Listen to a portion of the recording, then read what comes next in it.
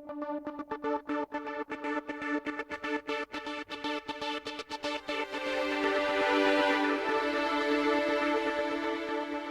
confirmed number of coronavirus cases in Los Angeles County comes to 249,241. The confirmed number of deaths reaches 6,036.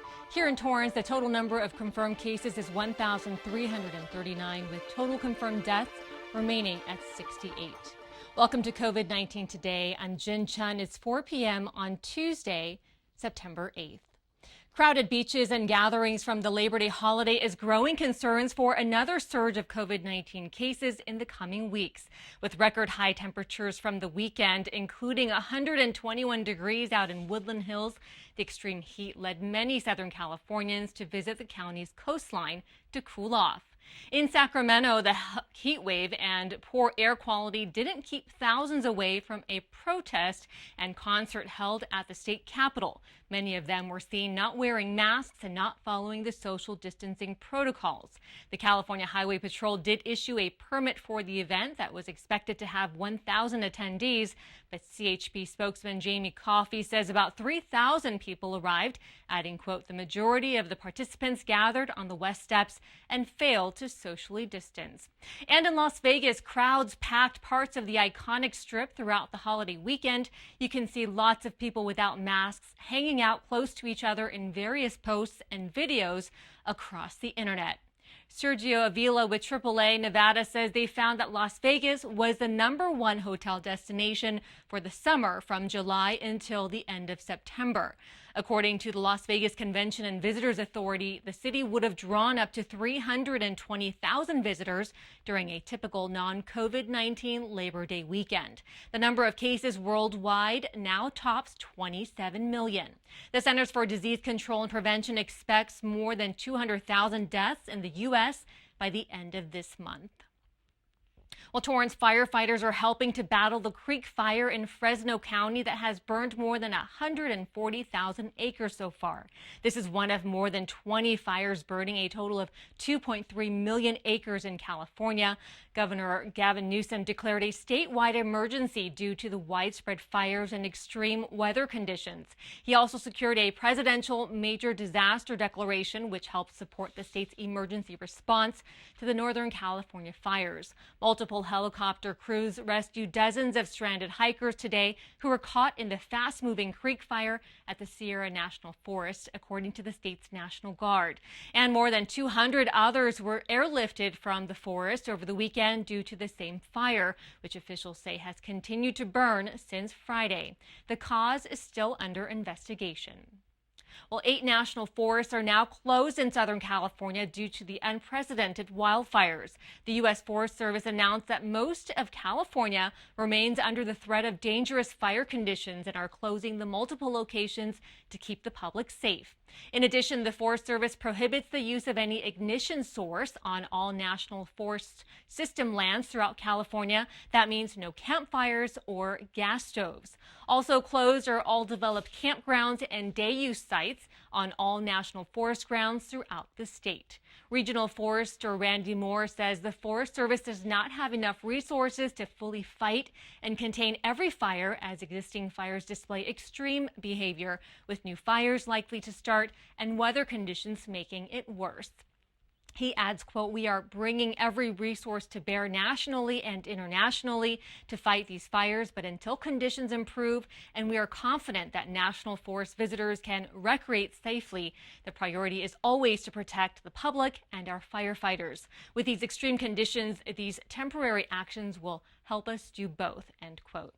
The Forest Service manages 18 national forests in the Pacific Southwest region, which covers more than 20 million acres, including California. Forest Service officials say they will reevaluate daily as conditions change. A Southern Californian blogger who first popularized the gender reveal party 12 years ago is pleading the public to stop. Jenna Carvunidis, who runs a personal blog page on Facebook called High Gloss and Sauce, pleaded with the public to stop having these parties. She's referencing an explosive gender reveal party over the holiday weekend that caused the El Dorado fire in San Bernardino County that is now scorching more than 10,000 acres. Saturday's fiasco led to evacuation orders for multiple communities. CAL FIRE law enforcement released a statement saying the fire started Saturday morning from a smoke-generating pyrotechnic device. This isn't the first time that a gender reveal party got out of control. Earlier this year, a party in Florida led to a 10-acre fire during a time when the county in which the party was held was under a burn ban. And in 2017, a gender reveal event in Arizona sparked a 47,000-acre wildfire, causing more than $8 million in damages. CAL FIRE reminds the public that those responsible for starting fires due to negligence or illegal activity can be held financially and criminally responsible. Well, 9 companies currently working on creating COVID-19 vaccines signed a historic pledge saying they will not rush the release of a vaccine. Now, this comes after President Donald Trump claimed that a vaccine could become available as soon as this October. In a joint statement released today, CEOs of the pharmaceutical companies, including AstraZeneca, Moderna, and Pfizer, said they are committed to developing and testing potential COVID-19 vaccines in accordance with high ethical standards and sound scientific principles. It also states that they will seek approval for emergency use authorization only after demonstrating safety and efficacy through a phase 3 clinical study that is conducted to meet requirements of expert regulatory authorities.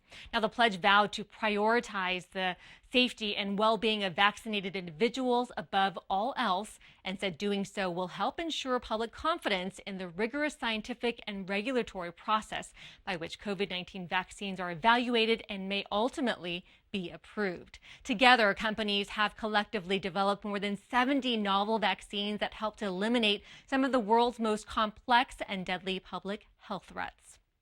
Well, Torrance-based Honda and General Motors are deepening their partnership to create more vehicles together. The two automakers signed a memorandum to jointly develop future vehicle platforms in North America. The combined efforts could allow both companies to speed up innovation and share costs related to advanced technologies. In April, GM and Honda signed an agreement to jointly develop 2 all-new electric vehicles for Honda based on GM's EV platform powered by Ultium batteries. Now, they've actually been working together for more than 20 years and collaborated on fuel cells, batteries, and autonomous vehicles. Co-development planning discussions for future projects will begin immediately, with engineering work starting in early 2021. Torrance has been home to Honda's U.S. headquarters since 1990. You can drive by their 101-acre campus along Van Ness Avenue and Torrance Boulevard. With more people working from home, a small California town is seeing an unexpected boom in population. Coined as a Zoom town by realtors and journalists, Truckee, California saw a 23% increase in its housing market, according to data from Redfin, as more people are choosing to work remotely outside of congested cities. Now, Truckee is a mountain town located northwest of Lake Tahoe. A house there is priced at about half of what you can find in San Francisco, which is about 3 hours away. As COVID-19 restrictions are motivating more people to enjoy the great outdoors, places like Truckee are becoming more appealing because they're near rivers and lakes and offer year-round activities such as biking, hiking, and skiing. While Zoomtown prices aren't the only ones booming right now, many places except Manhattan and San Francisco are also seeing upward trends. Daryl Fairweather, the chief economist of Redfin, says national home prices are up 8% from this time last year. Also, according to the real estate website, home prices in Torrance over the past month averaged $875,000, an increase of 7.9% since last year. An iconic department store that was a part of our neighborhood mall for decades is now closed. Sears, which was located at the Del Amo Fashion Center, shut down permanently over the Labor Day weekend. It was part of our shopping destination for 61 years. since the mall opened in 1959. Sears announced a liquidation sale earlier this year and posted a large sign attracting customers to shop there for the last time. The mall has undergone several redevelopments over the years. Parts of it has been closed in recent weeks after the latest COVID-related restrictions went into effect. Currently, stores and restaurants with outdoor access can remain open, and curbside pickup is available for retailers that are unable to open at this time for in-store shopping. The City of Torrance and UCLA Health are co-hosting a blood drive this Friday to help fill the needs from a critical blood shortage due to this pandemic. It takes place from 8 a.m. to 1 p.m. at City Hall. The public is invited to make an appointment to donate blood. Safety protocols will be in place. There will be temperature checks, social distancing, masks, and seats spaced out at least 6 feet apart. This is a great way to give back to the community if your health allows you to do so.